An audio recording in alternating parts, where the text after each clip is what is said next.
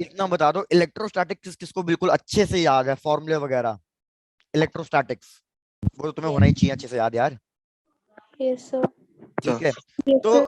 ये कह लो कि इलेक्ट्रोस्टैटिक्स और ग्रेविटेशन बिल्कुल सेम है, दोनों में कोई फर्क नहीं है। बस एक ही डिफरेंस रहेगा इलेक्ट्रोस्टैटिक और ग्रेविटेशन में, कि भैया इलेक्ट्रोस्टैटिक्स में हमारे पास दो टाइप के चार्जेस होते हैं, पॉजिटिव और नेगेटिव। तो इसलिए उसमें अट्रैक्टिव फोर्स भी हो सकता है या रिपल्सिव फोर्स भी हो सकता है। लेकिन ग्रेविटेशन में एक ही टाइप का मास होता है। सिंस एक ही टाइप का मास है, तो इसलिए इसमें सिर्फ एक ही टाइप का फोर्स होगा, और वो कैसा फोर्स होगा, अट्रैक्टिव या रिपल्सिव, अट्रैक्टिव। अट्रैक्शन। अट्रैक्टिव। बाकी सारे फॉर्मूले, सारा कॉन्सेप्ट बिल्कुल सेम है। तो यार मैं तो एक्सपेक्ट आपसे यही करता हूँ कि आपको इलेक्ट्रोस्टैटिक अच्छे से आता होगा, क्योंकि अभी पूरा आपको पता ही है, अभी थोड़े दिन पहले तो आपने एग्जाम ही दिए हैं कुछ। तो डेफिनेटली ग्रेविटेशन में कोई दिक्कत नहीं आएगी। तो आओ स्टार्ट करते हैं ग्रेविटेशन, स्टार्ट करते हैं सबसे पहले लॉ ऑफ ग्रेविटेशन से। तो भैया सबसे पहले लॉ ऑफ ग्रेविटेशन के हिसाब से क्या लॉ ऑफ ग्रेविटेशन है, कि अगर हमारे पास कोई भी दो मास पार्टिकल है, अगर हमारे पास कोई भी दो मास पार्टिकल्स हैं, उनके बीच में कुछ ना कुछ डिस्टेंस है, तो इन दोनों के बीच में हमेशा एक अट्रैक्टिव फोर्स लगेगा। और वो अट्रैक्टिव फोर्स का फॉर्मूला बताओ, क्या होगा इसका फॉर्मूला। G m1 m2 upon r square। Very good, G m1 m2 divided by R square. अब मैं आपको बेस्ट मेथड जैसे बता रहा हूं कि यार आप हमेशा ना इलेक्ट्रोस्टैट से कंपेयर करके चलना। अगर ये दो चार्जेस होते तो इनके बीच में इलेक्ट्रोस्टैटिक फोर्स का फॉर्मूला क्या होता। सपोज ये भी पॉजिटिव और ये भी पॉजिटिव है, तो सर के क्या वन क्या Q1 होता Q1 है? Q1 Q2 divided by Q2 upon R r square। Square. तो यार इधर सेम ही तो चल रहा है, बस इधर Q की जगह क्या हो जाएगा, इधर Q की जगह हो जाएगा M, और इधर K की जगह जो जी इलेक्ट्रोस्टैटिक कांस्टेंट होता था वो इधर बन जाएगा universal gravitation constant.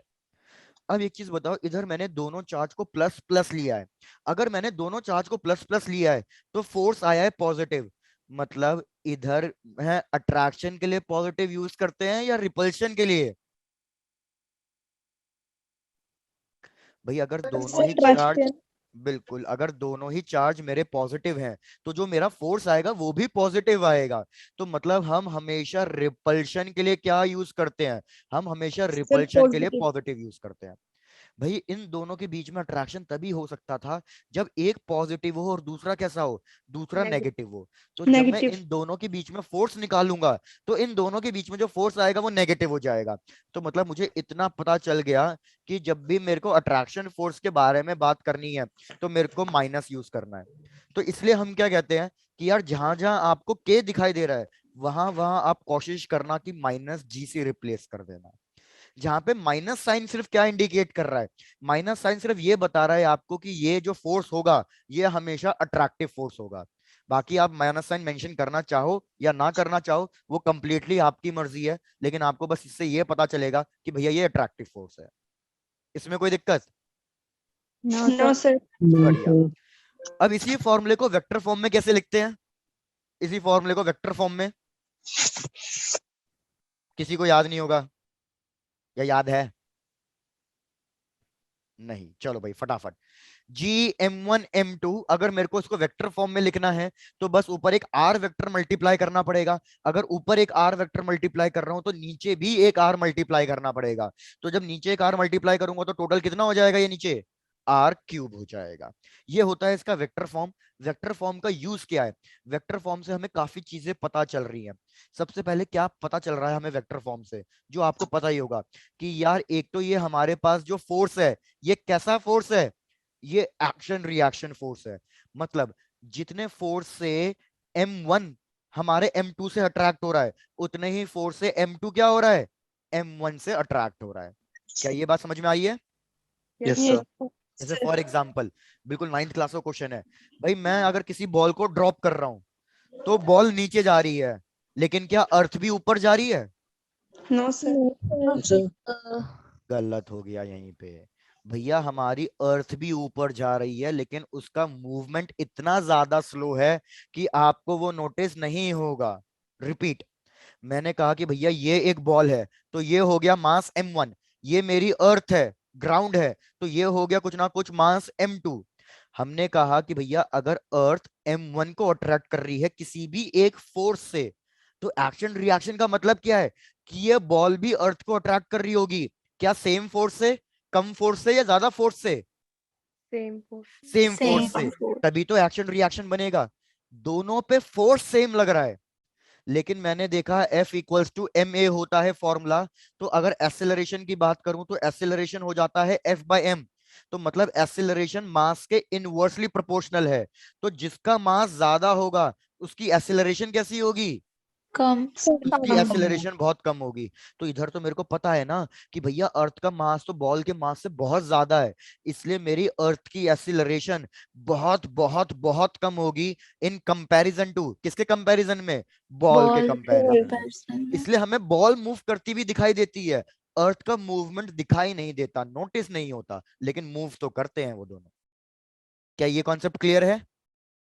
Yes, sir. तो इससे वेक्टर फॉर्म से ये पता चला था कि भैया ये एक्शन रिएक्शन फोर्स है।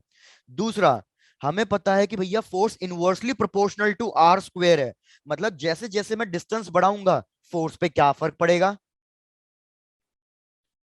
फोर्स कम। सर फोर्स कम होगा। तो इसी चीज को हम कहते हैं inverse square law. Inverse Law. Square law का मतलब है कि भैया हमारा फोर्स आर स्क्वायर के इनवर्सली प्रोपोर्शनल है। अगर आप डिस्टेंस बढ़ाते चले गए तो आपकी फोर्स की वैल्यू कम होती चली जाएगी। तीसरा इंपॉर्टेंट पॉइंट क्या है? मोस्टली 2-3 पॉइंट ही डिस्कस करने, ज्यादा नहीं करने। तीसरा इंपॉर्टेंट पॉइंट क्या है कि भैया ये सेंट्रल फोर्स है। मुझे बताओ सेंट्रल फोर्स का मतलब क्या होता है? Sir, it act along the line which is joining the centers. Very good, it acts along the line, acts along the line joining the centers. Very good.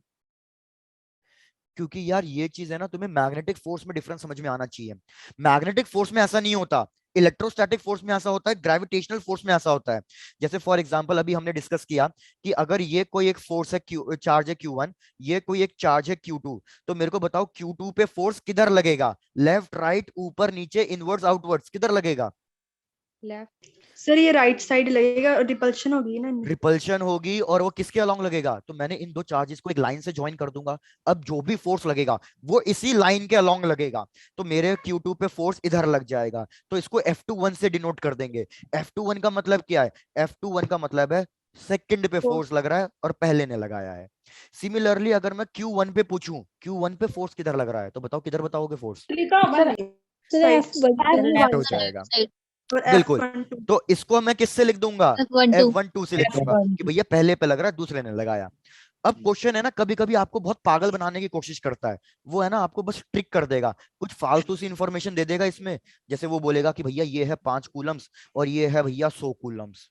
अब मेरे को बताओ कि भैया क्या रिलेशन है बिटवीन इन दोनों फोर्स का? तो पहला लोगों को लगेगा भैया F21 पे ज्यादा फोर्स लगेगा, किसी को लगेगा कि भैया F12 बड़ा होगा क्योंकि वो भारी है तो उसने ज्यादा फोर्स दिया होगा। किसी को ये भी लगा होगा कि भैया नहीं ये भेदभाव नहीं करते, ये तो चुपचाप जितना है उतना ही लगा लेते हैं। और किसी ने ये भी कहा होगा कि भैया इन दोनों में डिफरेंस 20 टाइम्स का है, तो जो मेरा फोर्स लग रहा होगा F12 पे वो 20 टाइम्स बड़ा होगा F21 से। तो मेरे को बताओ आपके हिसाब से कौन सा आंसर सही होना चाहिए? तो C. बिल्कुल। तो ये एक्शन रिएक्शन फोर्स है, तो ये भेदभाव कहीं नहीं कर रहे। ये कह रहे हैं जितना फोर्स मैं दे रहा हूं उतना ही फोर्स मैं लूंगा, तो दोनों पे बराबर फोर्स लगेगा, किसी पे कम किसी पे ज्यादा नहीं होगा। लेकिन फर्क किस पे आएगा?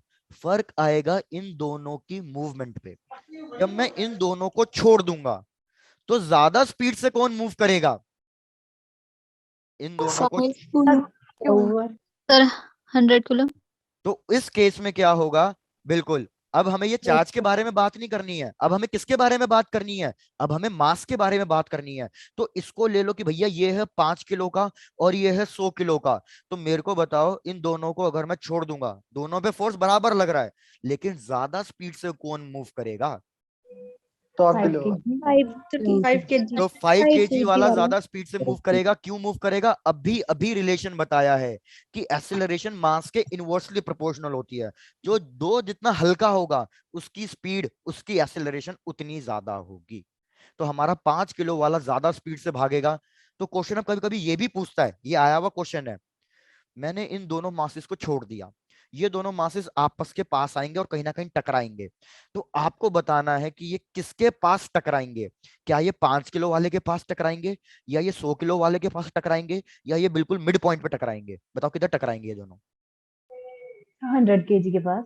बिल्कुल 100 kg के पास। ऐसा क्यों? क्योंकि 5 किलो वाला ज्यादा स्पीड से मूव कर रहा है, तो भैया ये ज्यादा डिस्टेंस ट्रेवल कर लेगा। ये तो धीरे धीरे धीरे धीरे चल रहा है, ये धीरे धीरे चल रहा है, तो भैया टकराव कहीं ना कहीं यहाँ पे होगा। तो किसके पास होगा इनका कोलिजन? 100 kg के पास होगा इनका कोलिजन। चेक कर लो जो मैंने बोला, क्या उसमें कोई भी दिक्कत है? No sir. Done. No sir. भाई मैं जानबूझ के थोड़ा स्पीड से चल रहा हूँ। क्यों चल रहा हूँ? क्योंकि मैं आपसे यही उम्मीद कर रहा हूँ कि इलेक्ट्रोस्टैटिक्स पूरा याद नहीं होगा, थोड़ा थोड़ा तो याद होगा। इसमें थोड़े थोड़े से भी काम चल जाएगा, बाकी पूरा याद हो तो मजा ही अलग है। तो यहाँ तक नोट डाउन कर लो, फिर आगे बढ़ते हैं। Plan sir. डन, बढ़िया। तो अब एक बात बताओ, अब जैसे जो जनरल इलेक्ट्रोस्टैटिक वाले क्वेश्चन होते हैं ना, वही सेम क्वेश्चन इधर आएंगे। कैसे क्वेश्चन आएंगे? कि भैया एक इक्विलेटरल ट्रायंगल लिया, उसके हर एक वर्टेक्स पे चार्ज की जगह आपकी बार मास प्लेस कर दिया, तो क्या किसी भी एक वर्टेक्स पे नेट फोर्स निकाल दोगे? खैर बोलने से क्या होगा, बोलने से क्या होगा, आओ कैलकुलेट ही करते हैं। भैया यही सेम क्वेश्चन इलेक्ट्रोस्टैटिक्स का भी है, यही सेम क्वेश्चन ग्रेविटेशन का भी है। मैं देखता हूं किसको कितना वेक्टर्स अच्छे से याद है, किसने कितना पढ़ रखा है सही से। भैया सब पे मास सेम ले लो, सब पे इक्वल मास है। इक्विलेटरल ट्रायंगल है, ये वर्टेक्स ए, ये वर्टेक्स बी, ये वर्टेक्स सी, साइड सबकी सेम ए। किसी भी एक मास पे नेट फोर्स फाइंड करके दो मेरे को। What will be the net force on any of the mass? किसी भी एक मास पे नेट फोर्स फाइंड करके दो।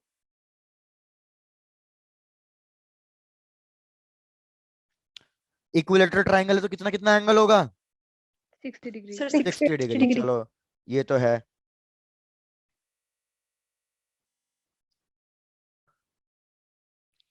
तो मैं सबसे पहले इस क्वेश्चन को रखो साइड में। मैं पहले तो आपसे ये चेक करना चाहता हूं कि भैया वेक्टर्स का बेसिक किस किस को पता है। तो वेक्टर के बेसिक्स पे घुसते हैं सबसे पहले। तो भाई सपोज मैं कह रहा हूं कि ये एक फोर्स है एफ। भाई ध्यान देना, ये मैं क्वेश्चन से रिलेटेड बात नहीं कर रहा हूं, ये मैं पहले बेसिक्स की बात कर रहा हूं। मैं कह रहा हूं कि ये दो वेक्टर क्वांटिटीज हैं, दोनों वेक्टर क्वांटिटी सेम है, इधर भी एफ इधर भी एफ, इनके बीच का एंगल है 90। आप मेरे को ये बता दो कि भैया इनका रिजल्टेंट कितना आएगा। आपको इतना तो पता होगा ना, ना तो एंगल 0 डिग्री है, ना तो 180 है, तो ना तो डायरेक्टली ऐड करूंगा ना डायरेक्टली Sir, 0. सब्ट्रैक्ट करूंगा। 0। अरे ना सब्ट्रैक्ट कैसे कर रहे हो, 180 थोड़ी है, ना ऐड होगा ना सब्ट्रैक्ट होगा, तो 0 तो नहीं आ सकता आंसर। 9. तो मतलब अब यहीं पे मैं आपको चेक कर रहा था भैया, ये कुछ एंगल्स के लिए 3 एंगल्स होते हैं, उन 3 एंगल्स के लिए आपको रिजल्टेंट की वैल्यू याद रखनी चाहिए। नहीं तो क्वेश्चन में ऐसे टाइप, मतलब एग्जाम में ऐसे क्वेश्चन को सॉल्व करने में आप 5 मिनट खा जाओगे। 5 मिनट की तो हमारे पास कहीं गुंजाइश ही नहीं है करने की। तो याद रखो, जब भी हमारे पास दो वेक्टर क्वांटिटी सेम होगी, मतलब दोनों का मैग्नीट्यूड सेम होगा, हमारे पास जो रिजल्टेंट आएगा उसका डायरेक्ट आंसर याद रखो, उसका आंसर आएगा √2 टाइम्स। क्या याद रहेगा? Yes, sir. Yes sir. क्या मेरे को ये कैलकुलेट करके प्रूफ करना है, या मतलब समझ जगह कि कैसे कैलकुलेट हुआ है? सर नहीं समझे। नहीं समझे? चलो हाँ, समझना खुद पूछना बनता है। तो भैया ऐसी बात है, सीधे पास हमारे पास रिजल्टेंट का फॉर्मूला है a² + b² + 2ab cos theta. तो cos थीटा है 90, तो ये cos 90 हो गया 0, पूरा कट गया। हमारे पास बचा a मतलब f², हमारे पास बचा b मतलब f²। f² + f² कितना f² हो जाएगा ये?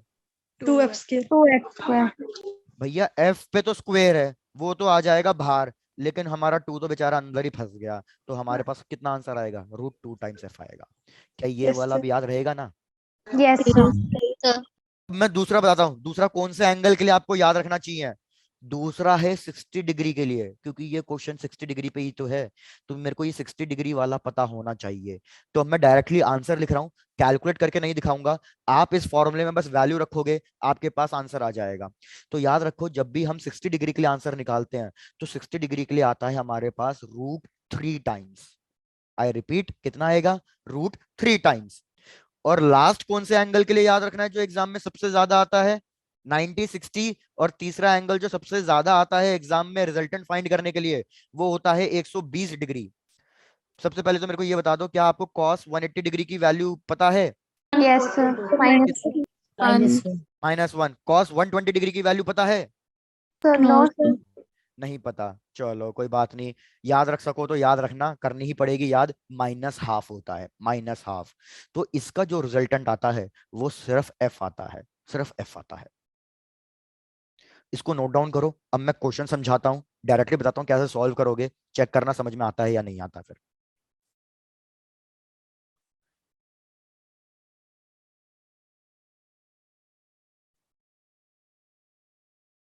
Done sir. डन, चलो बहुत बढ़िया। मैं बाकी फिर से स्लाइड दिखा दूंगा, आप सिर्फ नोट डाउन कर लेना। 90 डिग्री के लिए √2f, 60 डिग्री के लिए √3f, 120 डिग्री के लिए f, बस। तो अब वापस से क्वेश्चन पे आते हैं और क्वेश्चन की भावनाओं को समझते हैं कुछ, कि क्या कहना चाह रहा है भाई, तू क्या हमसे कैलकुलेट करा के मानेगा। भैया ये था मास m, इसको पकड़ लो। सपोज ये तो ए था, ये बी था, ये सी था। मैं सपोज नेट फोर्स सी पे निकाल रहा हूँ, क्योंकि मेरे को तो क्वेश्चन ने कोई ऑप्शन दिया ही नहीं, उसने तो बोला जिस मर्जी पे निकाल दो। भैया मैं तो सी पे निकाल रहा हूँ। तो सबसे पहले तो मेरे को ये बताओ कि ए वाला सी को कहाँ खींच रहा होगा, ऊपर नीचे किधर? ऊपर। ऊपर, क्योंकि भैया ये तो अट्रैक्ट करा रहा होगा, तो सी पे फोर्स लग रहा होगा एक ऊपर की तरफ। सपोज इस फोर्स को मैंने नाम दिया एफ। अब बी किधर खींच रहा होगा?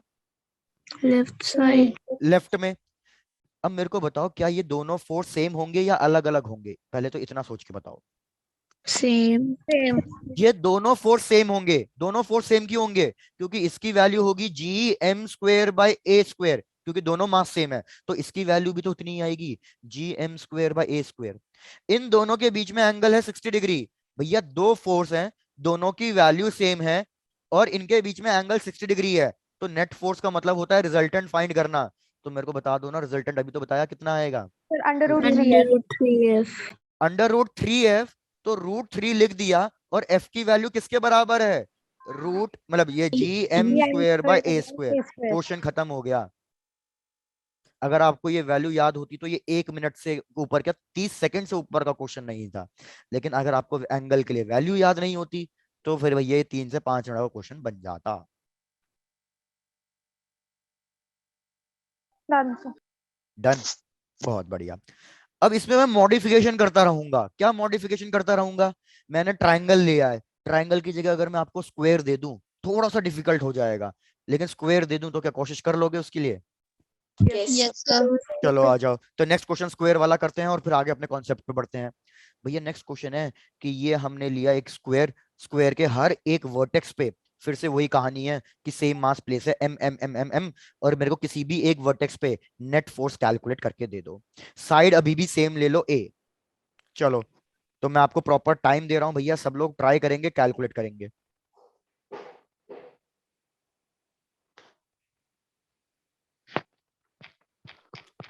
वर्टेक्स का नाम जो आपका मन करे वो लो, a b c और ये डी ले लेते हैं।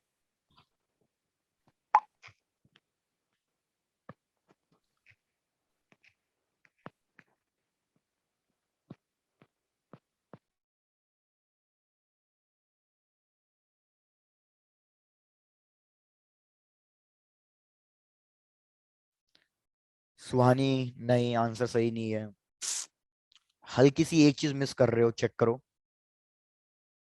जितना आपने अभी तक कैलकुलेट किया है ना सुहानी, उतना अभी तक सही है बिल्कुल।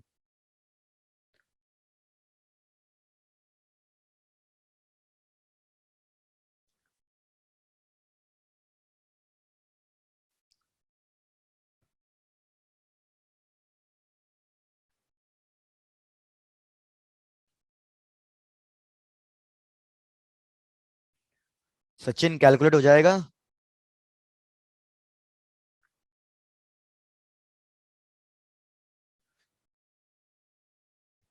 इससे पता चलता है आधे लोग तो सिर्फ क्लास में अटेंडेंस लगा के सोए रहे होते हैं।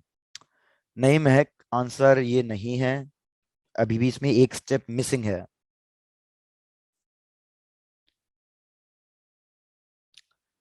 चलो भाई, बस इससे ज्यादा टाइम नहीं लेते हैं, स्टेप्स देखते हैं क्या करना है। सबसे पहले अगर मैं बात करूं किस पे निकालूं नेट फोर्स, इतना बता दो। सी पे sir G M square upon 2a square under root 2 + 1। Very good, very good भाई, ये सही आंसर है। काफी लोगों ने क्या किया, सिर्फ दो मासेस की वजह से फोर्स निकाल दिया इस केस में। भैया उस तीसरे वाले को क्यों भूल जा रहे हो इधर। देखो, अगर मैं बात करूं, बी ने सी पे कहां फोर्स लगाया होगा, ऊपर की तरफ। डी ने सी पे कहां फोर्स लगाया होगा, लेफ्ट में। इन दोनों फोर्स की वैल्यू बिल्कुल सेम होगी, ये बात बिल्कुल सही है। इन दोनों के बीच में एंगल 90 डिग्री होगा, ये बात भी सही है। आप लोगों ने क्या कर दिया, सिर्फ इन दोनों का रिजल्टेंट निकाल के दे दिया मेरे को। रिजल्टेंट आपने क्या दिया सर, √2f, मतलब √2gm² / a²। भैया यहां तक तो आंसर सही है, लेकिन एक स्टेप की कमी चल रही है। क्या स्टेप की कमी चल रही है, बी की वजह से फोर्स बना दिया, अच्छी बात है। डी की वजह से फोर्स बना दिया, अच्छी बात है। ए क्या वहां पे भैया खाली बैठा थोड़ी होगा, ए भी तो कुछ ना कुछ करेगा। तो ए की वजह से भी यहाँ पे एक अट्रैक्शन फोर्स लगेगा। रिजल्टेंट और ये जो अट्रैक्शन फोर्स है, सपोज इसका नाम F2, F1, F2 और ये F3। F3 और रिजल्टेंट सेम डायरेक्शन में आएंगे। सबसे पहले मेरे को कैलकुलेट करना पड़ेगा F3। तो मेरे को बताओ F3 के लिए कैसे कैलकुलेट करूंगा। लिखूंगा G, पहला मास, दूसरा मास, डिवाइडेड बाय ये वाला डिस्टेंस। भैया आप सब 12th में हो, स्क्वायर की डायगोनल तो पता होगी कितनी होती है, या कैलकुलेट कर सकते हो या नहीं कर सकते पाइथागोरस थ्योरम से, जिसको नहीं पता तो। Yes sir. √2a आएगी। तो मेरे पास आ जाएगा gm² / 2a²। F3 आ गया। F3 और रिजल्टेंट दोनों सेम डायरेक्शन में है। जब दोनों सेम डायरेक्शन में होते हैं तो क्या करते हैं, ऐड। तो हमारे पास आंसर आएगा भैया √2gm² / a² plus gm² / 2a²। आपको दिख रहा है कि इसमें भैया बहुत कुछ कॉमन मिल रहा है हमें। gm² / a² कॉमन मिल रहा है हमें। हमारे पास आंसर आ रहा है √2/1/2। This is the final answer जो ऑप्शन में गिवन था। कोई ऐसा बच्चा हो जिसको नहीं समझ में आया कि सर आपने ये क्या कर दिया, पूछ लो भाई, रिपीट करने को तैयार है।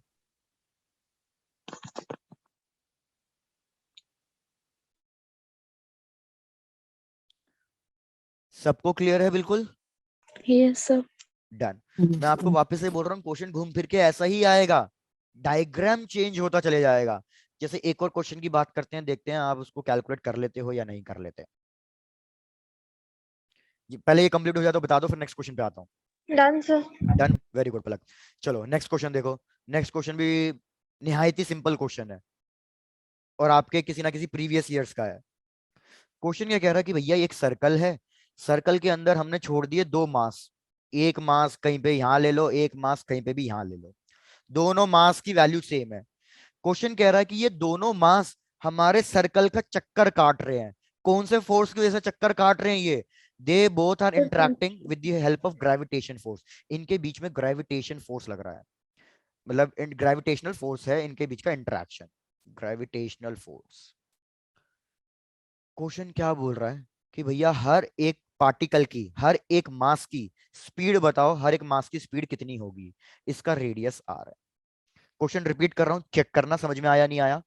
एक सर्कल है जिसका रेडियस आर है, उस पे मैंने दो पार्टिकल छोड़ दिए, मतलब एक को मान लो अर्थ, एक को मान लो मून। भैया दोनों रिवॉल्व कर रहे हैं इधर उधर उधर उधर उधर, दोनों के बीच में ग्रेविटेशनल फोर्स है जिसकी वजह से ये रिवॉल्व कर पा रहे हैं। मेरे को क्वेश्चन ने क्या कैलकुलेट करने के लिए बोला है कि इन दोनों पार्टिकल की स्पीड बताओ भैया, कितनी स्पीड होगी इन दोनों पार्टिकल की। पहले तो इतना चेक करके बता दो क्वेश्चन क्लियर है या नहीं। यस। क्वेश्चन क्लियर है, बस काम खत्म है। सबसे पहले तो ऐसा करो, इन दोनों के बीच में ग्रेविटेशनल फोर्स निकाल दो। इन दोनों के बीच में बताओ ग्रेविटेशनल फोर्स की वैल्यू कितनी होगी। तो भैया जी, दोनों मास की वैल्यू सेम, m²। इन दोनों के बीच में डिस्टेंस कितना होगा अगर ये दोनों डायमेट्रिकली अपोजिट पॉइंट पे हैं तो, क्या 2r का स्क्वायर लिख दूं। Yes sir. भैया अगर ये दोनों डायमेट्रिकली अपोजिट पॉइंट पे हैं तो मतलब इनके बीच का डिस्टेंस डायमीटर होगा। डायमीटर की वैल्यू रखी है बस मैंने 2r, तो ये हो जाएगा मेरे पास gm²/4r²। अब मैंने आपको वर्क एनर्जी पावर में ये चीज बता भी रखी है जब हमने वो motion along a vertical circle पढ़ा था। अगर कोई भी चीज घूम रही है किसी सर्कल में तो उसको एक जरूरी नेसेसरी वाला फोर्स चाहिए, उस फोर्स का नाम क्या है।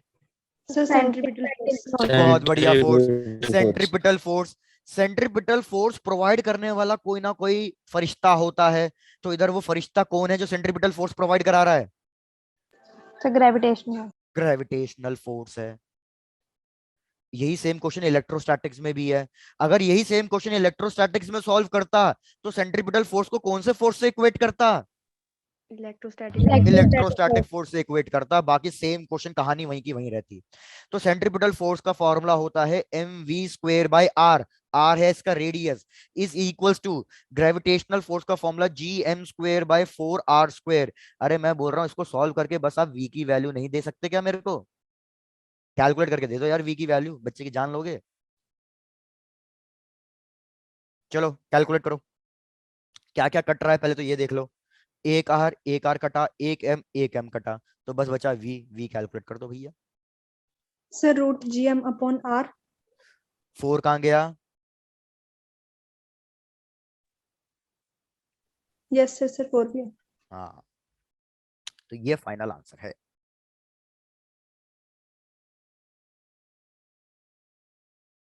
Done sir. Done sir. Done. Check कर लो, ये हमने सारी बात करी है अभी तक फोर्स के ऊपर। चेक करके देख लो क्या पहले यहां तक कोई दिक्कत है तो बताओ। No, sir. नहीं है ना? चलो भाई बहुत बढ़िया। तो अब आगे आते हैं कि भैया हमारा क्या कहते हैं शेल थ्योरम्स, जो बेसिकली सेम इलेक्ट्रोस्टैटिक जैसा ही चल रहा है, कुछ भी नया नहीं है इसमें। Shell theorems. शेल थ्योरम से पहले भाई सपोज मैं आपसे क्या पूछ रहा हूं, मैं कह रहा हूं कि भैया ये एक मास है, ये एक मास है, तो आर डिस्टेंस पर कोई दूसरा मास रख रहा हूं। सपोज ऐसा करो, इसको रख लो कैपिटल एम और एक को रख लो स्मॉल एम, कि भैया ये कैपिटल एम है जो फोर्स एक्सर्ट कर रहा है, किसके ऊपर कर रहा है? स्मॉल एम के ऊपर कर रहा है। तो बताओ इन दोनों के बीच में फोर्स का फॉर्मूला क्या होगा? अभी भी तो करा क्लास की स्टार्टिंग में, सर gm/r² होगा। Yes sir. डन। तो क्या मैं ये कह सकता हूं this is the formula for force due to a point mass? क्या ये चीज कह सकता हूं मैं? Yes sir. Yes sir. अगर मैं फोर्स पर यूनिट मास कैलकुलेट करूं, फोर्स पर यूनिट चार्ज क्या होता था? फोर्स पर यूनिट चार्ज क्या होता था? अरे भैया 12th के स्टूडेंट हो, ऐसा तो मत करो। फोर्स पर यूनिट चार्ज। भैया काम खराब कर दिया तुमने तो। इलेक्ट्रिक फील्ड होता था या नहीं होता था? भूल गए हो formula? Electric field is equals to F divided by Q. और पॉइंट चार्ज की वजह से what is the formula for electric field due to a point charge? K Q by R square.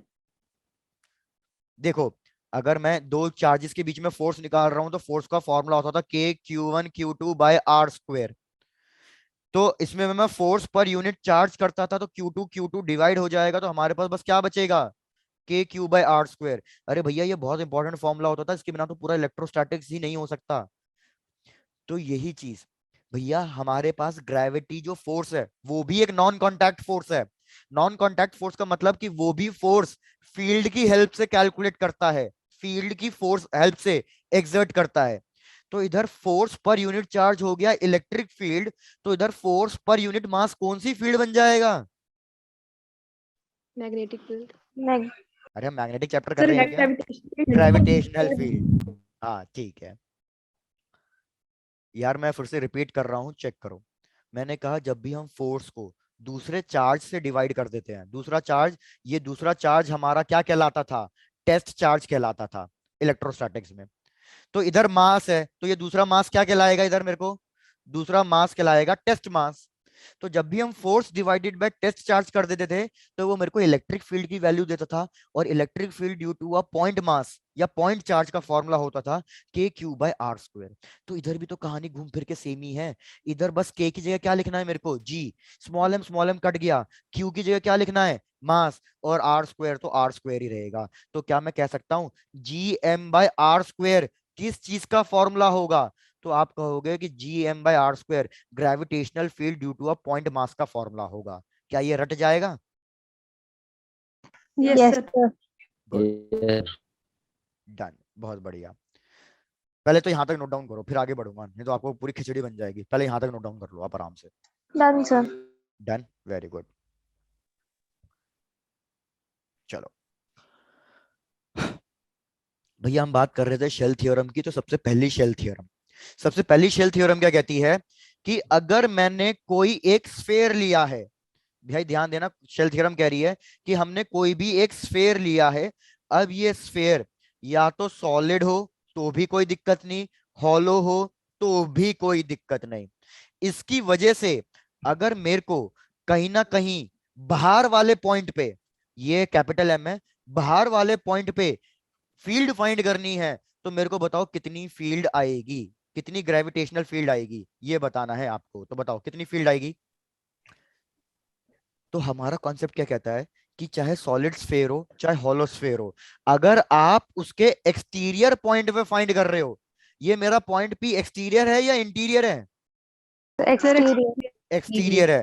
तो अगर आप Exterior. कभी भी एक्सटीरियर पॉइंट पे फाइंड कर रहे हो, तो जो आपकी शेल है वो किसकी तरह एक्ट करेगी? वो एक पॉइंट मास की तरह एक्ट करेगी। तो अगर वो एक पॉइंट मास की तरह एक्ट करेगी ना, तो मेरे को क्या करना है, इस पूरे स्फेयर को रब करके मेरे को सिर्फ एक पॉइंट ड्रॉ करना है कि भैया एक पॉइंट में कन्वर्ट हो गया वो कैपिटल एम में। मेरे को पॉइंट पी पे इलेक्ट्रिक फील्ड या मतलब ग्रेविटेशनल फील्ड फाइंड करनी है। तो मेरे को बताओ what was the formula for gravitational field due to a point mass? Sir GM upon R square. किस्सा खत्म। ये शेल थ्योरम 1 है, चेक कर लो, कोई दिक्कत हो तो पूछ लो। हाँ सर। बढ़िया, इसको छापो, फिर सेकंड वाले पे आएंगे। Done sir. क्या बात है, आज लगता है कुछ First ज्यादा set. स्पीड में छपाई चल रही है। मेरे साथ साथ लिखते जा रहे हो क्या? सर छपा दी। Yes sir. हाँ Yes, मतलब जैसे ही सर मैं पीछे बोलता वाले हूँ, स्लाइड में करना 1 मिनट। हाँ ठीक है, जैसे ही मैं लिख के खत्म करता हूँ पलक कहाँ सर कर लिया, आगे बढ़ो आप।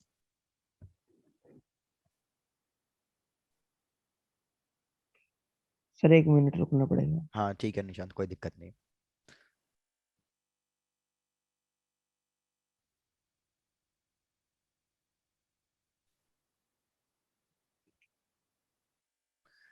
और देखो मैं आपको आज ही बोल रहा हूँ ये चीज कि आपने 12th में इलेक्ट्रोस्टैटिक्स पढ़ी हुई है, तो प्लीज एक काम करना कि थोड़ा सर सा हो गया। एक बार बस फॉर्मूले वगैरह या हल्का सा कॉन्सेप्ट देख लेना एक बार नेक्स्ट क्लास तक। Yes sir. डन। चलो अब आ जाते हैं, निशांत ये वाला नोट डाउन कर लिया आपने? नो सर अभी नहीं। ठीक है, ये वाला कर लो।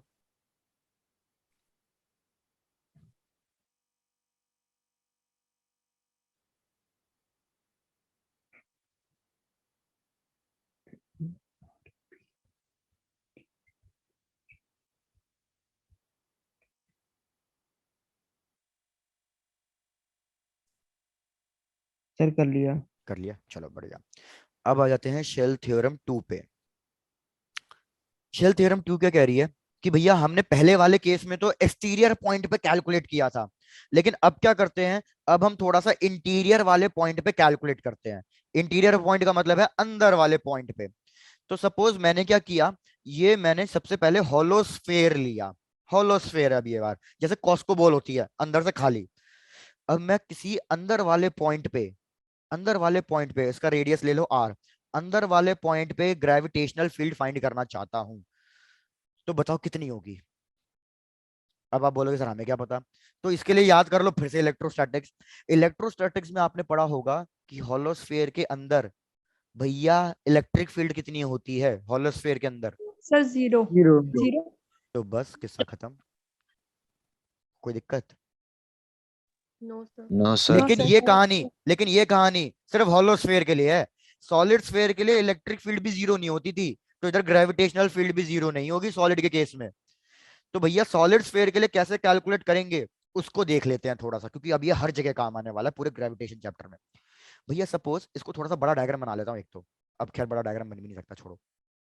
सपोज मैं क्या कर रहा हूं, इसका जो रेडियस है वो कैपिटल आर है, इसका मास कैपिटल एम है, और मेरे को कहीं ना कहीं पॉइंट पी पे ग्रेविटेशनल फील्ड फाइंड करनी है। तो होलोस्फेयर होता तो जीरो होती, लेकिन सॉलिड स्फेयर के लिए जीरो नहीं होगी। क्यों नहीं होगी जीरो? क्योंकि पॉइंट पी के अगर मैं एक स्फेयर बना दूं, तो भैया ये बॉल मेरी क्रिकेट बॉल वाली है, लेदर बॉल, इसके अंदर भी कुछ ना कुछ मास होगा। मुझे बताओ इसके अंदर जो मास होगा वो इस कैपिटल एम से कम होगा या ज्यादा होगा या बराबर होगा? सर कम। कम होगा ना। सर कम भाई होगा। पूरी क्रिकेट बॉल का मास एम है, उस क्रिकेट बॉल को मैंने छील दिया, मतलब उसको थोड़ा पार्ट तोड़ दिया और छोटी सी बॉल बना दी, तो छोटी सी बॉल का मास सेम कैसे हो सकता है? तो हमें सबसे पहला काम क्या करना पड़ेगा, हमें इस छोटी सी बॉल का मास निकालना पड़ेगा। इस छोटी सी बॉल का मास हम निकालते हैं यूनिटरी मेथड से। यूनिटरी मेथड मैंने आपको वर्क एनर्जी पावर में पढ़ाया था, बताओ कैसे कैलकुलेट होगा इधर? भूल गए होगे, रिवाइज तो करते नहीं है हम सर।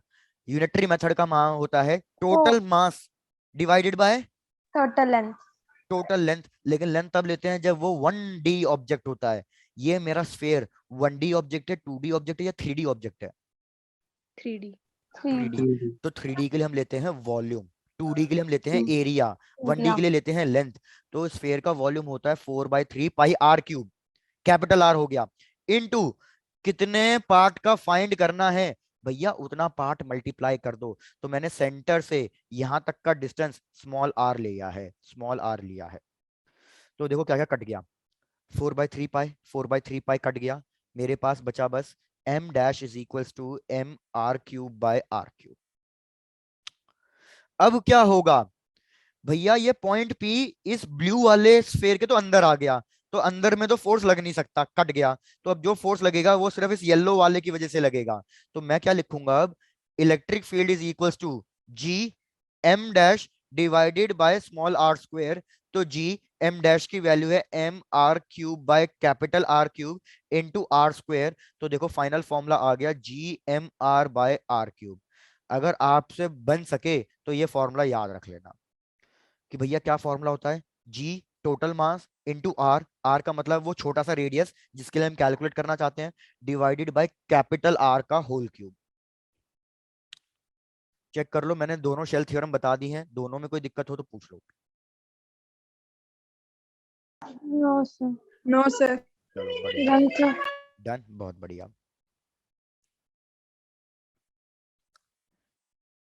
अब एक काम करो, मेरे को आप ये बताओ कि इलेक्ट्रोस्टैटिक फोर्स में और ग्रेविटेशनल फोर्स में, मैंने अभी तक तो बात करी है सिमिलैरिटी की कि भैया दोनों आर स्क्वायर के इनवर्सली प्रोपोर्शनल होते हैं, दोनों एक्शन रिएक्शन फोर्स होते हैं, दोनों के दोनों सेंट्रल फोर्स होते हैं। बात तो हो गई थी सिमिलैरिटी की, सेम सेम क्या है। अब मेरे को बताओ दोनों में डिफरेंस क्या है, इलेक्ट्रोस्टैटिक फोर्स में और ग्रेविटेशनल फोर्स में, डिफरेंस की बात बताओ। सर इलेक्ट्रोस्टैटिक फोर्स जो है वो चार्जेस के लिए होगी, और जो ग्रेविटेशनल फोर्स वो मासेस वगैरह। सर ठीक उसका है, डन। और तो gravitational conservative force. Gravitational conservative force होता है, इलेक्ट्रोस्टैटिक भी कंजर्वेटिव फोर्स होता है। सर ये अट्रैक्टिव और रिपल्सिव का भी कंसेप्ट आ जाएगा इसमें ना। बिल्कुल।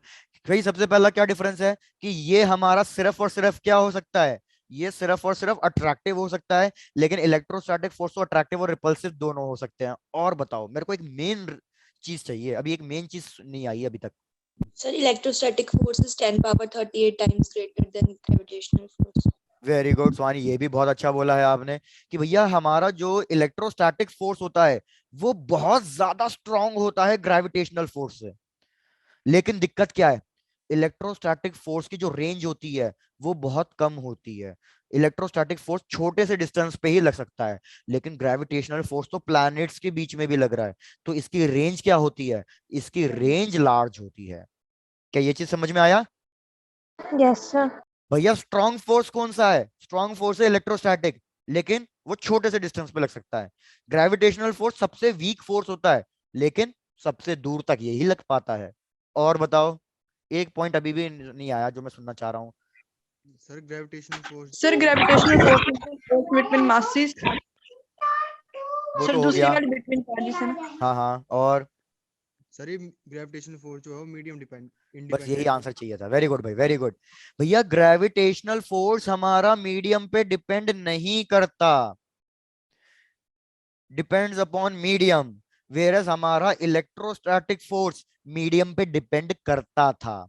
इलेक्ट्रोस्टैटिक फोर्स का जो एक कांस्टेंट था, वैक्यूम के लिए इसकी वैल्यू 8.854 इंटू 10⁻⁻12 होती थी, लेकिन ये वैक्यूम के लिए होती थी।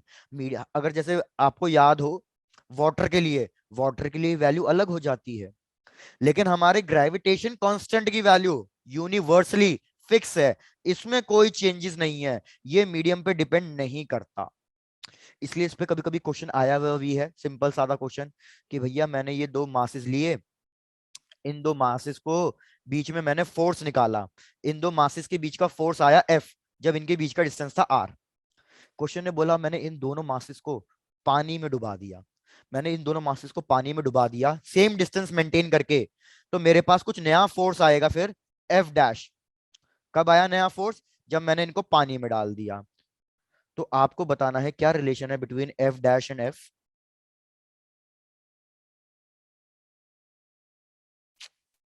ऐसे ही बता दो डायरेक्टली, क्यों मेरे से ऑप्शन लिखवा रहे हो? Sir F1 equal to F equal to F dash. Very good, कि फोर्स पे कोई फर्क नहीं पड़ेगा मीडियम का। यहां तक भी क्लियर हो गई बात? Yes sir. चलो डन, इसको भी नोट डाउन करो, फिर आगे बढ़ते हैं थोड़ा सा और। अब फोर्स की बात हो गई, अब हम आएंगे फील्ड पे, ग्रेविटेशनल फील्ड की बात करेंगे पूरी। Done sir. डन, ठीक है। तो अभी तक तो आप सिर्फ माइंड में एक ही चीज याद रखो, क्या चीज याद रखने के लिए कह रहा हूं कि भैया what is the formula for gravitational field due to a point mass, और वो मैंने आपको बता ही दिया। Gravitational field due to a point mass का फॉर्मूला होता है Gm/r²। बस अभी तो माइंड में इतना ही बिठा के रखो, gravitational field due to a point mass. अभी पूरा काम इसी पे करेंगे फिलहाल तो। चलो समझो, मेरे को बताओ नेट फोर्स का फॉर्मूला क्या होता है? नेट फोर्स का फॉर्मूला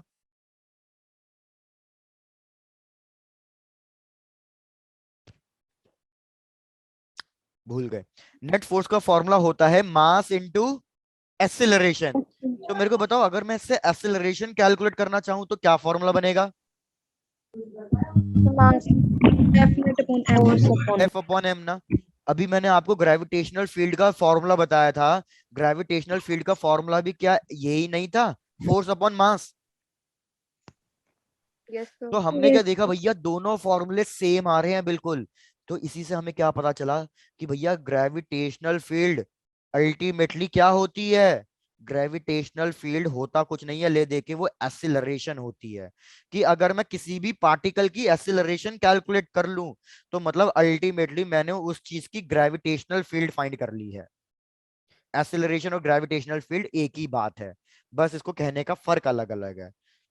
कोई इसको ग्रेविटेशनल फील्ड कहता है, कोई इसको एक्सीलरेशन कहता है, अल्टीमेटली बात एक ही है दोनों।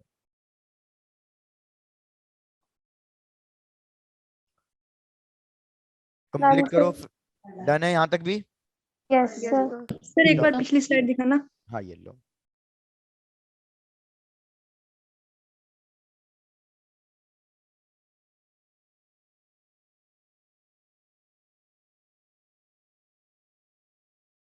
Done sir. डन, चलो बहुत बढ़िया। तो अब ऐसा करते हैं, देखते हैं कौन कितना कैलकुलेट कर लेता है इस क्वेश्चन को। सिंपल सादा क्वेश्चन, लेकिन मुझे पता है आप लोग पहले से ही वो कर लेते हो, हार मान लोगे बस और कुछ नहीं करोगे। भैया क्वेश्चन ने कहा कि ये एक रॉड है, इसका मास m है, इसकी टोटल लेंथ l है, इसको हमने रख दिया है x एक्सिस पे। ये अज्यूम कर लो ये मैंने रख दिया है इसको x एक्सिस पे रॉड को। ओरिजिन से कितना दूर है ये हमारा ओरिजिन पॉइंट है, और ओरिजिन से ये डिस्टेंस a डिस्टेंस की दूरी पे है। ध्यान रखना भैया ये सेम क्वेश्चन इलेक्ट्रोस्टैटिक्स में भी है, और इलेक्ट्रोस्टैटिक्स वाला ज्यादा इंपॉर्टेंट है। तो आपको क्या फाइंड करना है? आपको फाइंड करना है, फाइंड द ग्रेविटेशनल फील्ड या ग्रेविटेशनल फोर्स, कर लो जो आपका मन करे।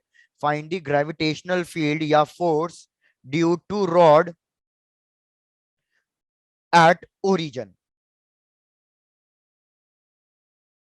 पहले क्वेश्चन लिख लो, सॉल्व करना मैं समझाता हूं, बस चेक करना आया या नहीं आया। पहले क्वेश्चन लिख के खत्म करो। Done sir. डन, चलो अगर आप अब ये चीज देखो, मेरी रॉड प्लेस्ड है एक्स एक्सिस पे, तो क्या मेरा मास पर्टिकुलर एक पॉइंट पे प्लेस है या मेरा मास अलग अलग डिस्टेंस पे प्लेस्ड है? Sir अलग सर अलग अलग डिस्टेंस। अलग अलग डिस्टेंस पे प्लेस्ड है। जैसे फॉर एग्जांपल अगर मेरा मास कहीं ना कहीं यहां प्लेस्ड होता तो मैं क्या कर लेता, मैं ओरिजिन से यहां तक का डिस्टेंस देख लेता, यहां तक का डिस्टेंस देखने के बाद मैं क्या करता, मैं सीधे सीधे कैलकुलेट कर लेता, जी एम पहला मास दूसरा मास डिवाइडेड बाय जो भी ये डिस्टेंस होता उसका स्क्वायर कर देता, मेरा क्वेश्चन खत्म हो जाता। लेकिन इधर मास मेरा एक पर्टिकुलर लेंथ पे नहीं है, मतलब एक पर्टिकुलर पॉइंट पे नहीं है, वो तो हर जगह मौजूद है।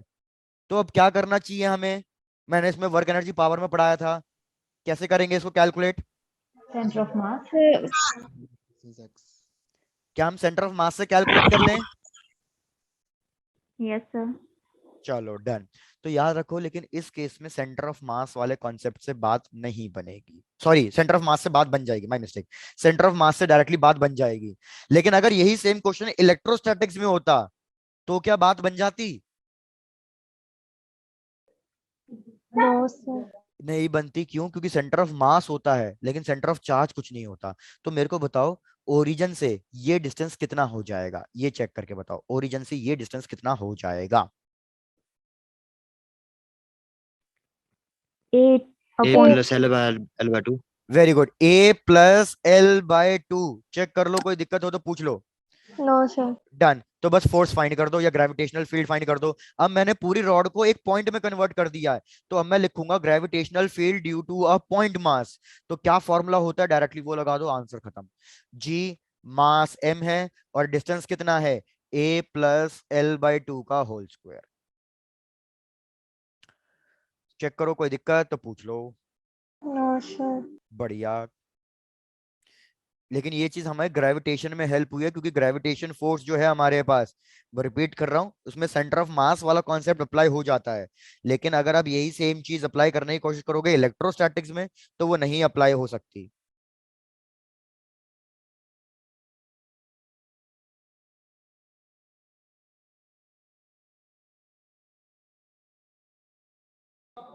Done sir done. चलो,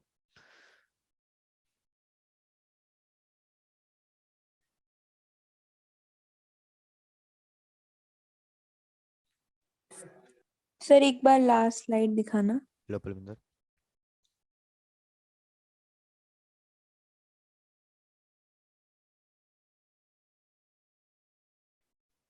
डन सर। डन। चलो, हाँ,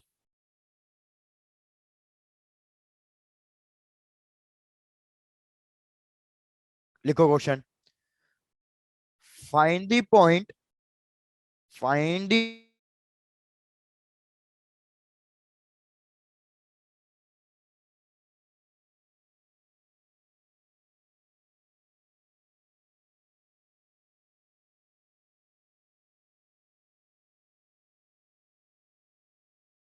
net gravitational field is 0।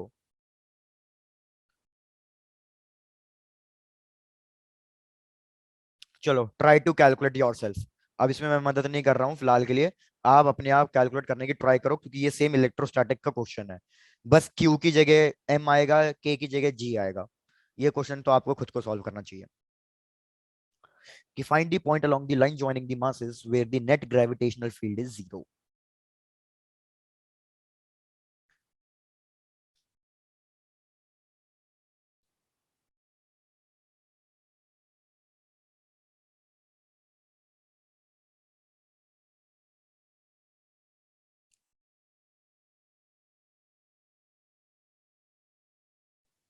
One upon 11 metre. अरे क्या बात है, इतनी जल्दी कैलकुलेट भी कर डाला, बढ़िया, वेरी गुड। लेकिन 1/11 कहाँ से आ रहा है, 10 kg से आ रहा है या 1000 kg वाले से आ रहा है?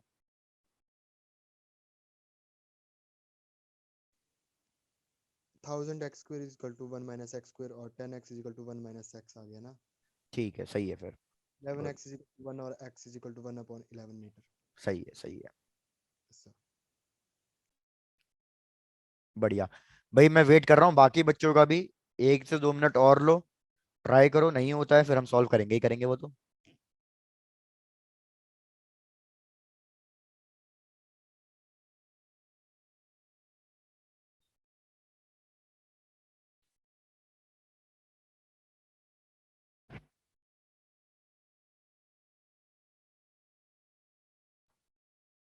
गुड निवेदिता, आपका भी सही है। चलो, तो लेट्स डिस्कस। सबसे पहली बात तो आपको ये पता होनी चाहिए, इलेक्ट्रोस्टैटिक्स का ही कॉन्सेप्ट है। इलेक्ट्रोस्टैटिक्स में हम इस चीज को कहते थे फाइंडिंग द न्यूट्रल पॉइंट, मतलब जहां पे नेट फील्ड या नेट फोर्स जीरो हो जाए। तो अगर आपको याद है तो मेरे को इतना बता दो कि नेट फील्ड जीरो किसके पास होगी, 10 के पास या 1000 के पास? तो भैया याद रखना, नेट फोर्स या नेट फील्ड जीरो हमेशा कम मैग्नीट्यूड वाले के पास होती है। तो इधर मैग्नीट्यूड किसका कम है? इधर मैग्नीट्यूड 10 किलो वाले का कम है। तो हमारी जो नेट फील्ड जीरो होगी वो किसके पास होगी? वो कहीं ना कहीं 10 किलो वाले के पास फील्ड जीरो होगी। तो सपोज मैंने ये पॉइंट ले लिया, पॉइंट पी, जहां पे फील्ड जीरो हो रही है। तो इस डिस्टेंस को लिखूंगा x, तो जो बचा हुआ डिस्टेंस है वो कितना हो जाएगा? टोटल डिस्टेंस 1 था, तो ये हो जाएगा 1 माइनस एक्स। दोनों की वजह से जो ग्रेविटेशनल फील्ड आनी चाहिए वो इक्वल एंड अपोजिट आनी चाहिए। 10 किलो वाला पार्टिकल को इधर अट्रैक्ट करने की कोशिश करेगा, 1000 किलो वाला इसको इधर अट्रैक्ट करने की कोशिश करेगा। तो दोनों फील्ड की वैल्यू इक्वल होगी, अपोजिट होगी तो कट जाएगी और आंसर 0 आ जाएगा। तो यहाँ पे लिखना, सॉल्व करना शुरू कर रहे हैं। E1 is equal to E2।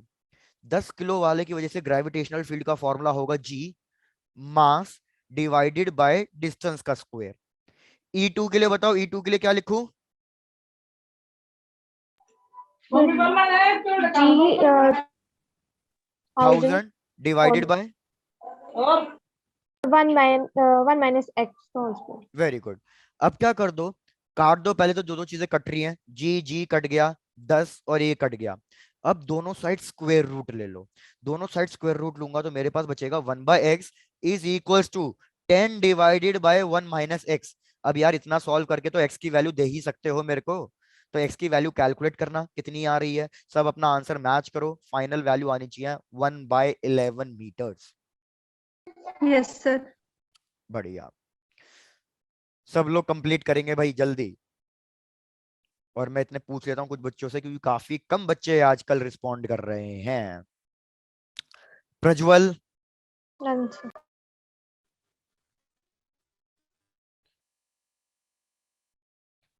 Pallavi, Dhruv, Yes, sir. ठीक है, Done, sir. बढ़िया बढ़िया। चलो तो फिर आगे बढ़ते हैं भैया।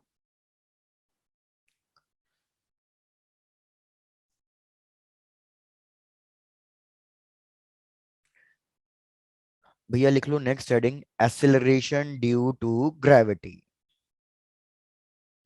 मैंने अभी अभी आपको बताया कि अल्टीमेटली हमारी जो ग्रेविटेशनल फील्ड होती है वो ले दे के कुछ नहीं होती, वो होती है एक्सेलरेशन। वो ले दे के एक्सेलरेशन होती है। अब ये एक्सेलरेशन दे कौन रहा है? हम कह रहे हैं कि भैया अगर हम किसी भी चीज को ड्रॉप कर रहे हैं, वो नीचे गिर रहा है, नीचे गिर रहा है तो उसको एक्सेलरेशन मिल रही है। तो ये एक्सेलरेशन कौन दे रहा है उसको? ये एक्सेलरेशन उसको अर्थ दे रही है ड्यू टू इट्स ग्रेविटी। तो ग्रेविटेशनल फील्ड और एक्सेलरेशन ड्यू टू ग्रेविटी मतलब बात ले दे के एक ही है। अब हम डेरिवेशन पे फोकस नहीं करेंगे, हमें फॉर्मूलों से मतलब है, कॉन्सेप्ट से मतलब है। तो मैं सिर्फ फॉर्मूला लिख रहा हूं, कॉन्सेप्ट चेक करना समझ में आ रहा है या नहीं आ रहा। मैंने अभी बताया ग्रेविटेशनल फील्ड या acceleration due to gravity same ही चीज है। तो what will be the formula for acceleration due to gravity?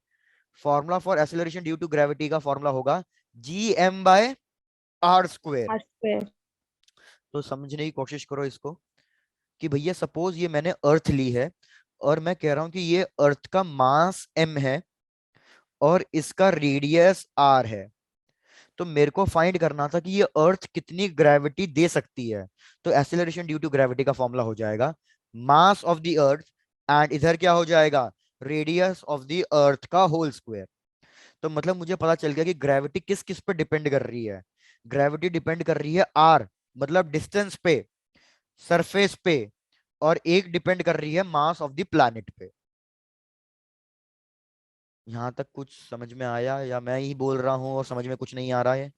Line repeat Sir, आप बोल रहे समझ आ रहा ठीक है, डन, रिपीट कर रहा हूं। बात देखो सीधी सीधी इतनी सी है। मैं कह रहा हूं कि ये भैया हमारी धरती है, हमारा गोला है, ये अर्थ है, मास m, इसका मास m है, इसका रेडियस r है। कोई पार्टिकल बिल्कुल हमारे सरफेस पे रखा हुआ है, जैसे हम बिल्कुल ग्राउंड के ऊपर खड़े हैं अभी फिलहाल सपोज, तो मेरे को बताओ अर्थ के जो फोर्स लगता है ग्रेविटी फोर्स वो सेंटर से लगता है, तो सेंटर से लेके सरफेस तक का कितना डिस्टेंस हो जाएगा? अर्थ का रेडियस। अर्थ का रेडियस। बहुत बढ़िया हेमराज। तो मैं रिपीट कर रहा हूं भैया, हमें चेक करना था कि मेरी जो अर्थ है वो ये जो पार्टिकल है मास m का, छोटा वाला मास m का, उस पे कितनी फोर्स कितनी फील्ड एक्सर्ट कर रही है। तो हमें क्या चाहिए था? सेंटर ऑफ द अर्थ से लेके उस मास पार्टिकल तक का डिस्टेंस चाहिए था। मास पार्टिकल रखा है सरफेस पे, तो मैंने देखा कि भैया ये डिस्टेंस तो रेडियस ऑफ द अर्थ बन जाएगा। तो मेरे को इससे क्या पता चला कि ग्रेविटी की वैल्यू सरफेस के ऊपर कितनी होती है? सरफेस के ऊपर होती है G mass of the earth divided by radius of the earth का होल स्क्वायर। अब चेक करके बताओ, अब कोई डाउट है इसमें? No sir. नो बढ़िया सर। No sir. बढ़िया बढ़िया बढ़िया बढ़िया। लेकिन इसको थोड़ा साइड में लिख देता हूं, अब जो मैं चीज पूछूंगा उसका आंसर देने की कोशिश करना। भैया मैंने क्या किया, मैंने ये लिए अपनी अर्थ और मैंने कहा कि अब की बार जो मास पार्टिकल है वो कहीं ना कहीं हाइट पे है, वो सरफेस पे नहीं है। जैसे फॉर एग्जांपल मैं चले गया हूं अपने घर के 3rd फ्लोर पे और मैं यहां बैठा हूं, सेंटर अर्थ का ये रहा, ये रेडियस है r, और मैं कितनी हाइट पे हूं सरफेस से? मैं h हाइट पे हूं। तो मेरे को बताओ अब मेरे ऊपर कितनी एक्सेलरेशन ड्यू टू ग्रेविटी लग रही होगी, अब मेरे पे कितनी एक्सेलरेशन लग रही होगी, ये बताओ। तो अब क्या हो जाएगा answer? Gravity at a height is equals to G mass of the planet divided by centre से लेके मेरे तक का डिस्टेंस कितना हो गया? R plus H। Very good. तो ये R हमें plus फॉर्मूला H। मिल गया, ये हमें फॉर्मूला मिल गया। बस ये सीधा सीधा फॉर्मूला यूज करना है। जब भी मैं आपसे पूछूं what is the formula for acceleration due to gravity at a height, तो आप बोलोगे GME divided by R plus H का होल स्क्वायर, मतलब सेंटर से लेके मेरे तक का डिस्टेंस कितना है। लेकिन ये वाला फॉर्मूला हम तब यूज करेंगे जब हमें हाइट बहुत ज्यादा गिवन होगी। कितनी ज्यादा गिवन होगी? जब मेरी हाइट 36 किलोमीटर 36 किलोमीटर से ज्यादा गिवन होगी, तब मैं ये वाला फॉर्मूला यूज करूंगा। लेकिन अगर मेरी हाइट 36 किलोमीटर से कम है तो उस केस में क्या हो जाएगा? मेरी हाइट बहुत छोटी हो जाएगी रेडियस ऑफ द अर्थ से। तो उस केस में हम कुछ ना कुछ बाइनोमियल वाला मैथमेटिक्स यूज करेंगे और मेरे पास फिर फाइनल फॉर्मूला आएगा। हमें सिर्फ फाइनल फॉर्मूले से मतलब है। फाइनल फॉर्मूला आएगा जी एट सरफेस इंटू 1 - 2h/r। आपके लिए इंपॉर्टेंट फॉर्मूला कौन सा है? आपके लिए दोनों ही फॉर्मूले इंपॉर्टेंट है, लेकिन क्वेश्चन में बहुत ध्यान से पढ़ लेना कि कब कौन सा फॉर्मूला यूज करना है। अगर हाइट 36 किलोमीटर से ज्यादा गिवन है तो ऊपर वाला फॉर्मूला, मतलब इक्वेशन 1। और अगर हाइट 1-2 किलोमीटर 5 किलोमीटर कुछ गिवन है तो उस केस में फिर मैं सेकंड वाला फॉर्मूला यूज करूंगा, जहां पे जीएस का मतलब क्या है? Gravity at surface. Yes sir. बढ़िया।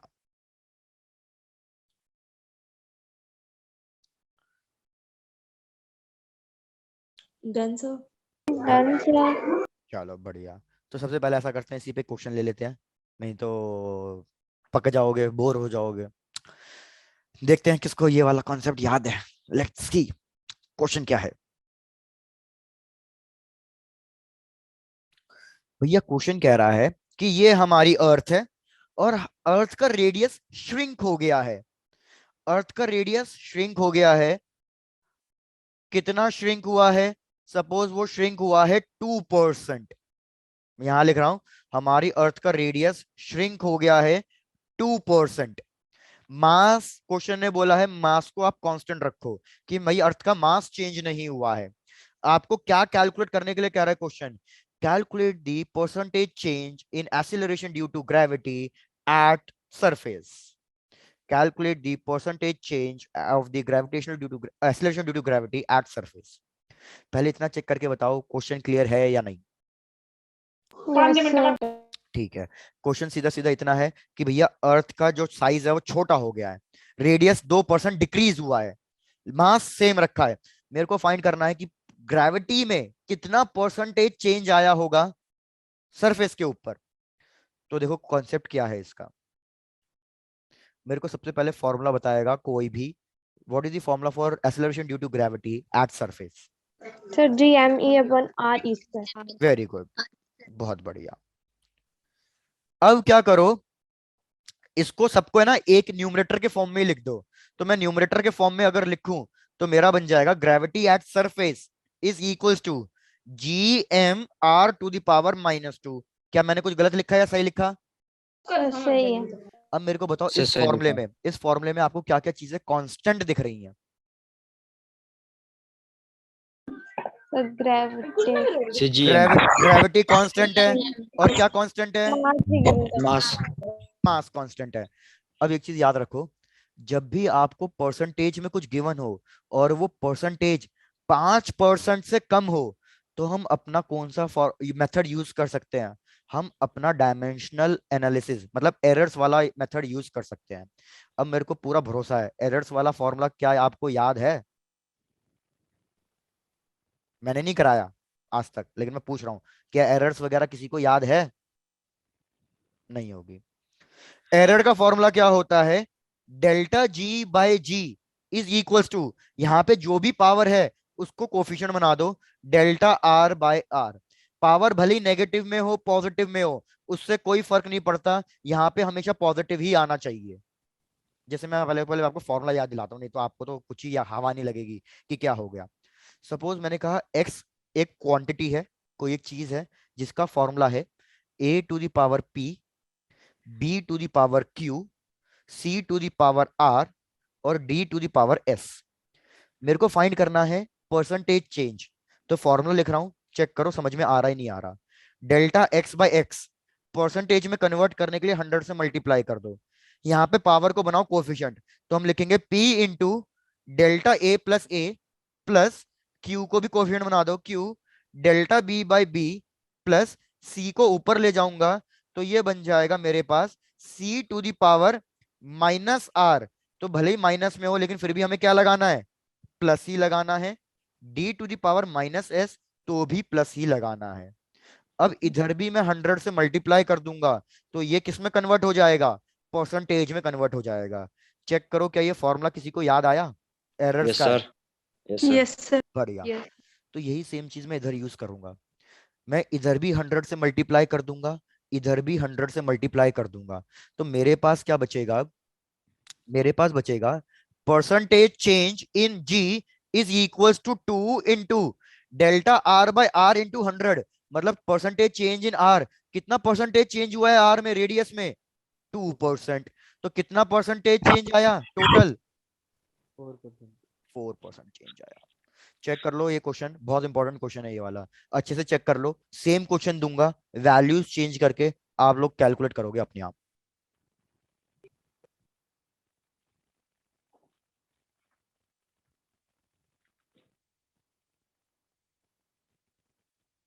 Done sir. डन है?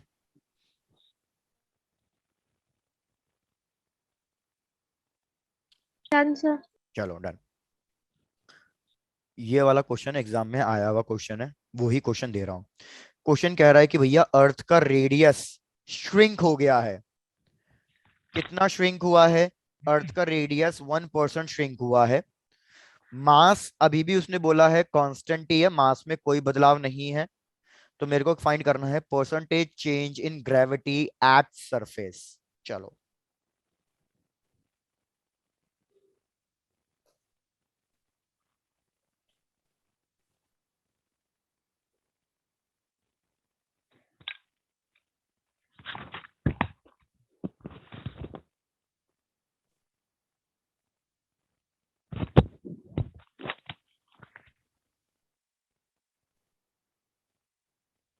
2% सर। 2%. बस किस्सा खत्म। 2%। तो भैया आपने कैसे कैलकुलेट किया? आपने लिख दिया percentage change in G is equal to 2 delta R by R into 100, और मेरे को इसकी वैल्यू गिवन है 2 इंटू 1%। तो मेरे पास आंसर आ गया 2% चेंज। बिल्कुल बढ़िया, वेरी गुड भाई।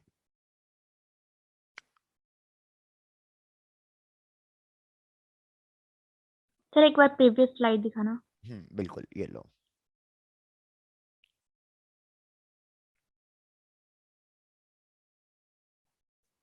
लेकिन याद रखना ये वाला मेथड सिर्फ कब लगाना है, जब परसेंटेज की वैल्यू 5 से कम हो। 5 से ज्यादा हो जाए फिर ये मेथड नहीं लग सकता। और आपके एग्जाम में कभी भी जो परसेंटेज आएगा वो 5 से कम ही आएगा, क्योंकि वो आपका ये वाला क्वेश्चन बनाना चाहेंगे। क्योंकि इस क्वेश्चन में दो कॉन्सेप्ट हो गए एक साथ। कौन कौन से दो कॉन्सेप्ट हो गए?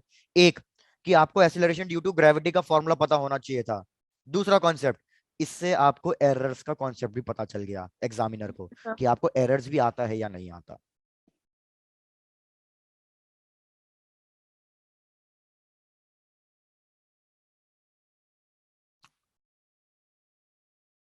हो गया? बढ़ चलूं आगे? Yes, sir. चलो डन। तो अब देखो क्या करना है। अब मैं सारे फॉर्मूले लिख रहा हूं, आप देखते जाना। ये फॉर्मूले नोट डाउन कर लो, फिर हम आराम से एक एक करके डिस्कस करेंगे। सरफेस वाला फॉर्मूला मैंने आपको बता ही दिया, Gm/r²। दूसरा फॉर्मूला मैंने आपको बता दिया ग्रेविटी एट हाइट का, वो भी दो फॉर्मूले हैं, Gm/r+h का होल स्क्वायर। और दूसरा फॉर्मूला है कि अगर h बहुत छोटा हो r से, तो फिर हम यूज करेंगे, नीचे लिख देता हूं, फिर हम यूज करेंगे GS इंटू 1 - 2h/r, जब h बहुत छोटा हो r से। तीसरा फॉर्मूला लिखना शुरू करो अब, gravity at a particular depth. अब मैं अर्थ के ऊपर नहीं जा रहा, अब मैं अर्थ में गड्ढा करके नीचे जा रहा हूं। तो इसका formula gravity at surface 1 - d/r, 1 - d/r। अभी मैं जो जो इस स्लाइड पे लिख रहा हूं, बस फिलहाल के लिए वो आप छापते चले जाओ, फिर एक एक करके डिस्कस करेंगे।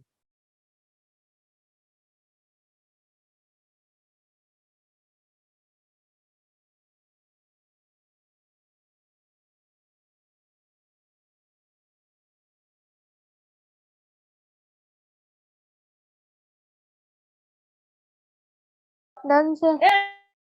डन? सबका हो गया है? Yes. Yes, sir. एक चीज रुक जाओ बस, इधर जी जी डिवाइड हो जाएगा तो ये जी नहीं आएगा, my mistake.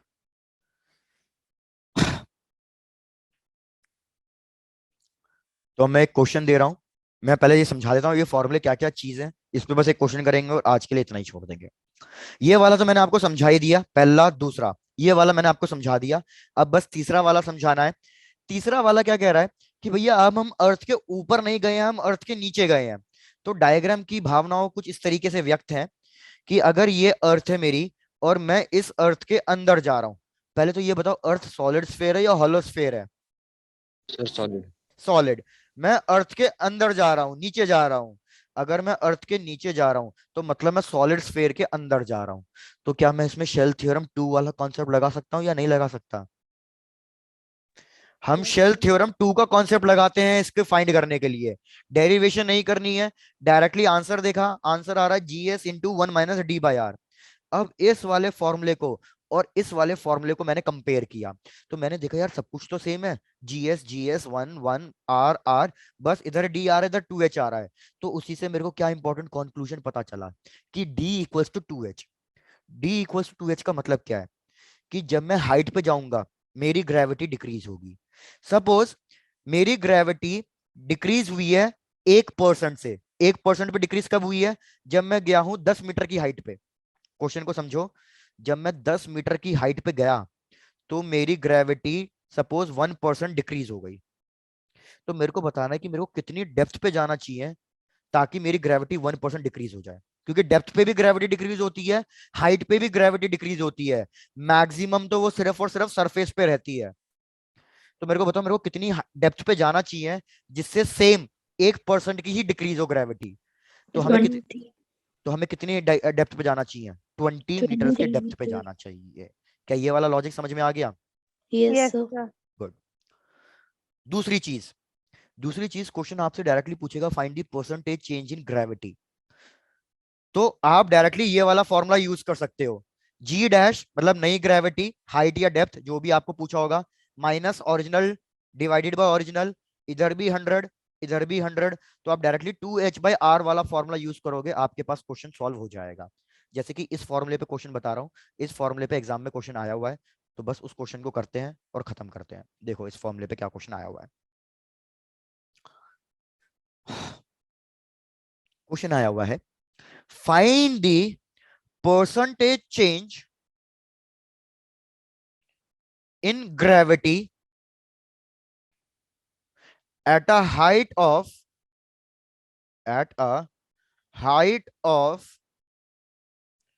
32 kilometers from the surface of the earth. Radius of the earth is equals to 6400 kilometers. चलो अब क्वेश्चन को देखो।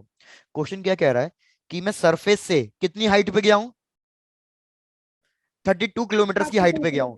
मेरे को फाइंड करना है ग्रेविटी में कितना चेंज आया।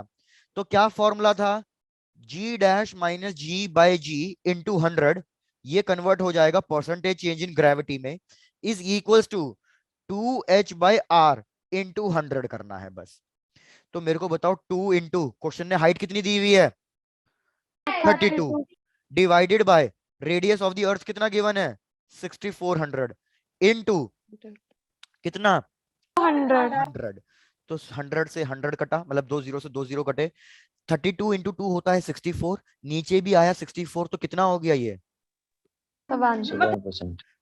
ये क्वेश्चन इसलिए इंपॉर्टेंट है कि भैया जब हम 32 किलोमीटर की हाइट पे चले जाते हैं तब जाके ग्रेविटी 1% डिक्रीज होती है, तब जाके।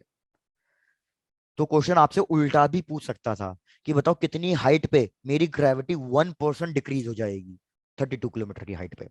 अगर 32 किलोमीटर ऊपर जाना पड़ रहा है और मेरे को चाहिए 1% कितनी नीचे जाना पड़ेगा डिक्रीज कराने के लिए, तो नीचे कितना नीचे जाना पड़ेगा 64 किलोमीटर। 64 किलोमीटर। 64. बढ़िया। बाकी यही सेम क्वेश्चन एग्जाम में आया हुआ था कि 32 किलोमीटर की हाइट पे हमारी ग्रेविटी कितनी डिक्रीज हो रही है।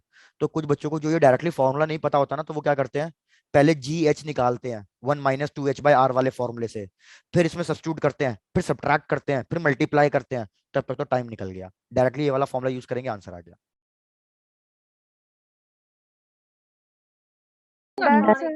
डन। तो आज के लिए इतना ही है, यहां तक रिवाइज कर लेना, इलेक्ट्रोस्टैटिक्स देख लेना। मिलेंगे कल की क्लास में।